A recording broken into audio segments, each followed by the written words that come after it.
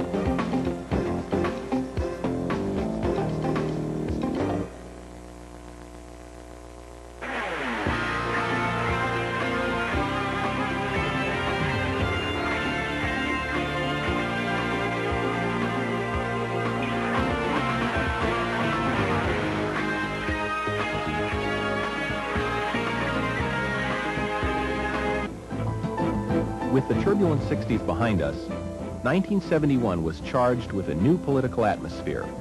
For the first time since the revolution, China opened its doors to the West, allowing the U.S. table tennis team to enter the country for a competition.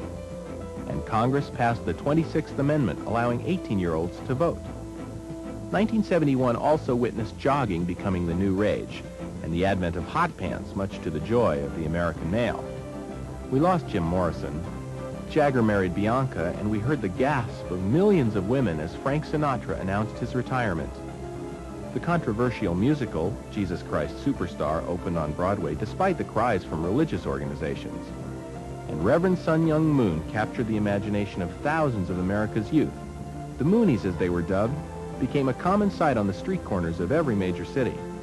The Apollo astronauts journeyed once again to the moon, while back on Earth, Southern California suffered one of the worst earthquakes in its history. And in one of the oddest purchases in recent times, the London Bridge was bought and moved to the middle of the Arizona desert.